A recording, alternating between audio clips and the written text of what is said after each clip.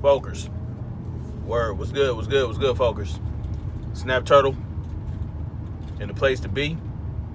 And once again, that place to be is one of common sense, one of logic, one of what the fuck. That's the state I'm in right now. Well, it's not the place to be, but god dang, man, it just seems like what else can you do? What else can you wonder about? Well, I'll tell you what. Today in California, about, I think, 8 people were stabbed by one guy in one period of time. 8 people were stabbed. 4 were killed. Okay? This dude stabbed 8 people, killed 4. All right? And you might ask yourself, how did this dude manage by himself to kill 4 people with a knife? Simply because his victims had no means to defend themselves against an attack.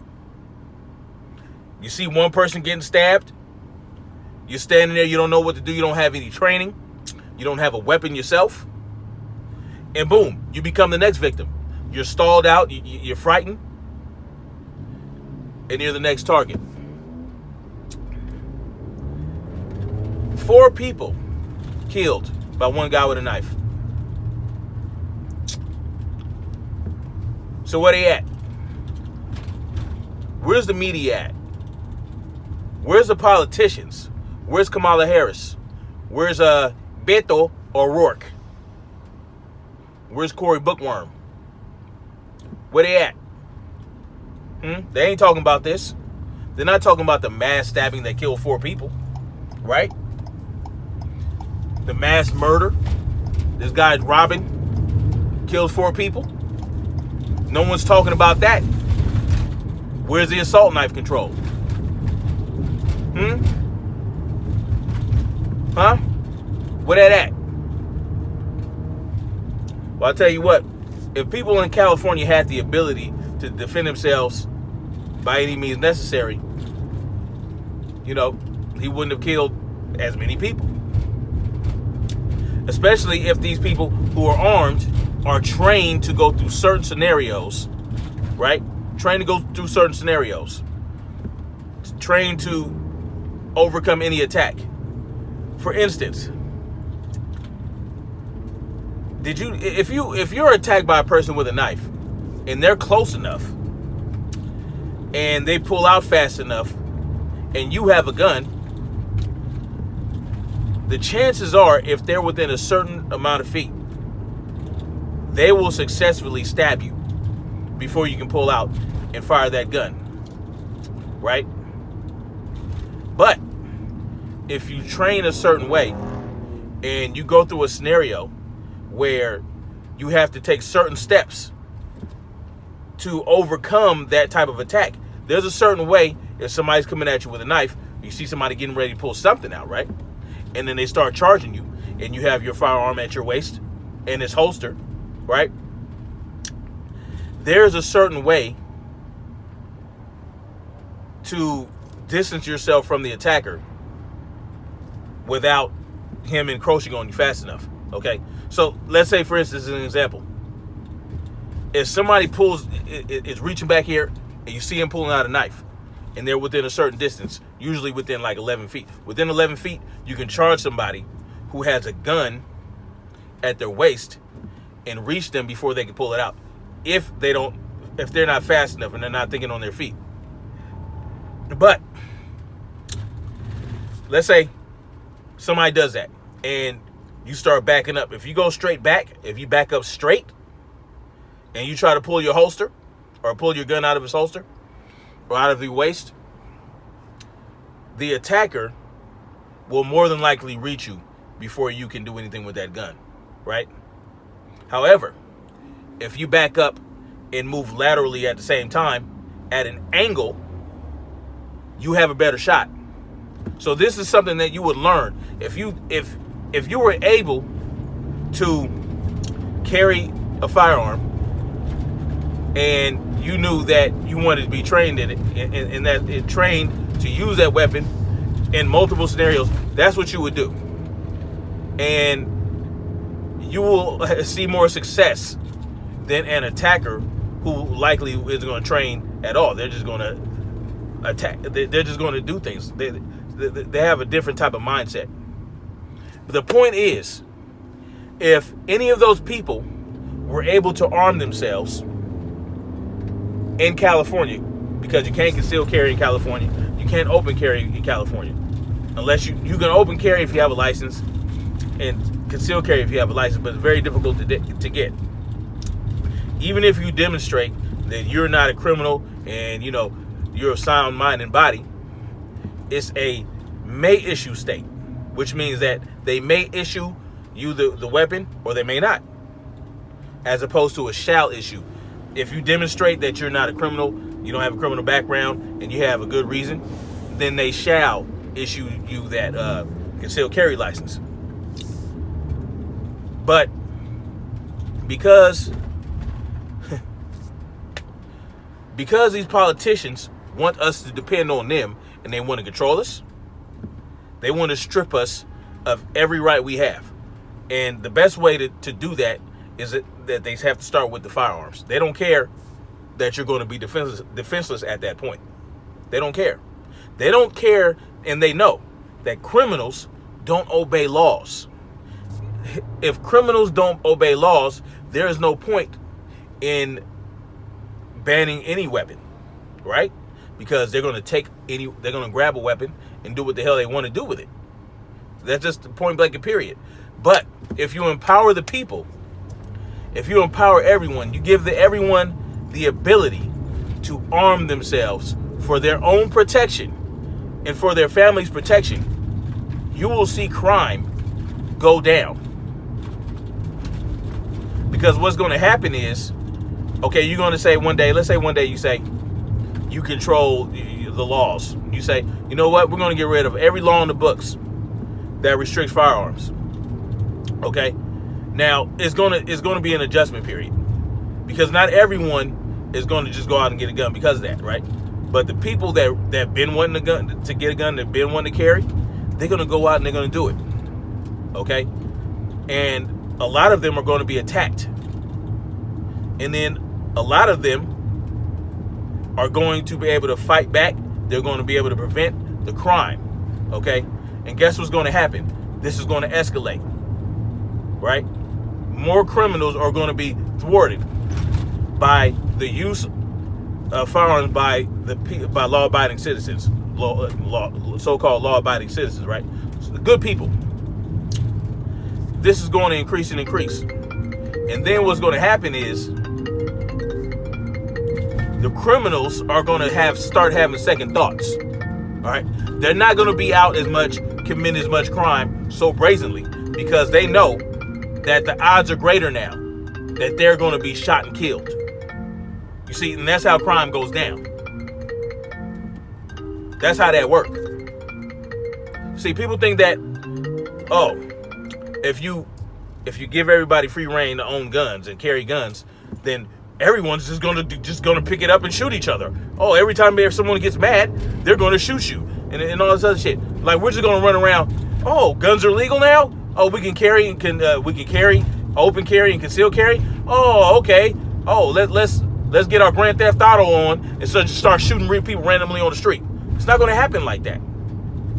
But see, that's what they want you to think is going to happen.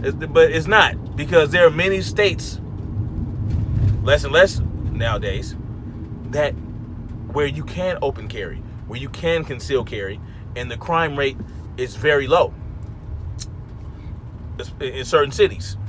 Now, there are states where you can conceal carry and open carry, but there are cities where they're restricting it. So those cities are probably going to be a problem. But y'all get what I'm saying, right? So here's some statistics. They like to demonize assault rifles, right? Assault rifles. But they're not going to tell you that assault rifles well, the death by assault rifles each year is about 400. Okay, 400. Guess how many knife deaths there are? Death by knifing? Over 1,000. Over 1,000. Each year. Over 1,000 people are killed by knives, murder. Okay? Whereas only about 400 people are killed by assault rifles. But they want you to think that the assault rifle is the biggest problem in the world. They act like that's a leading cause of death in the world. Simply is not. Matter of fact, I think more people are killed by hands and feet. More people are beaten and kicked to death with limbs than people who are killed with assault rifles. Okay? Think about over 600, almost 700 people in 1 year killed, beaten to death with bare hands and feet. But no one is talking about that. No one is trying to ban assault hands and assault feet. Right? I don't need a gun to kill someone. I can kill somebody. I could kill somebody with my bare hands if I so chose, which I don't. YouTube, I don't choose to kill anybody. This is the bigger problem for them. They don't care about the deaths. They don't care about that. These people that are pushing gun control, they don't care about the number of people killed by guns and rifles. Hell, they don't even care if a motherfucker blew somebody up with a hand grenade. They don't care about innocent people dying by the hands of people with guns. By people. Killed by people with guns. They don't care about that. What they care about is the ability for you to resist their control. The ability for you to take their power away. That's what they care about. That's all they care about. Can I control these people? Can I spray these people with chemicals whenever I want? Can I tax these people? Can I extort these people to fill the city coffers, to fill the state coffers that I'm going to skim off the top from? Can I chill in my ivory tower and do as I choose? Can I use the police and the military as my little foot soldiers to do it to do what I want? Will I continue to have the ability to build this United States empire across the world? Do I have the ability to establish my central bank in every country? That's all they care about. Can I continue to operate my child sex trafficking ring without interference? Most importantly, would I be able to do that? These are the things they're thinking about. They don't care about the number of people dead by this, that, and the third. They don't give a hot fuck. Because if they did, they would outright outlaw cigarettes. They would outright outlaw allopathic medicine. They would outright outlaw pharmaceutical drugs.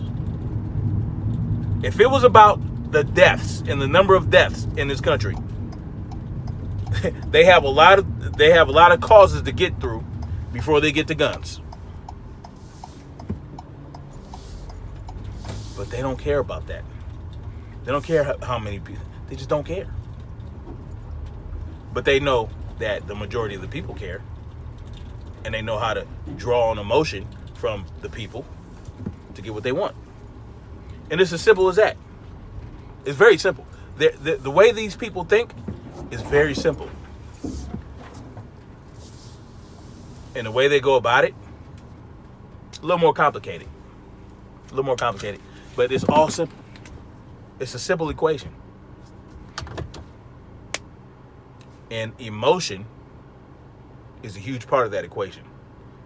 The equation of control thrives and is built upon the emotion that they are able to draw from people. And when people are overly emotional, they become irrational and easy to manipulate.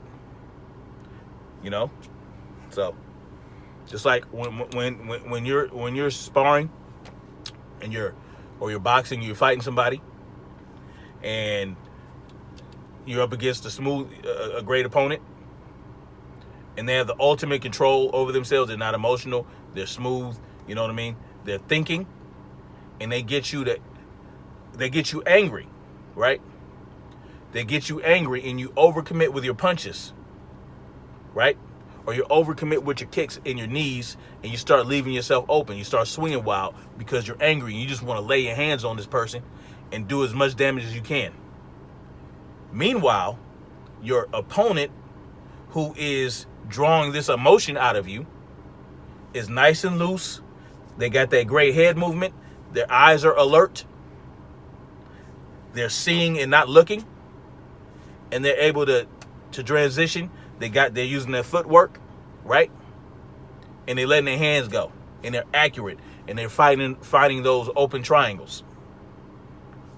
That's exactly what the controllers are doing to us as a people.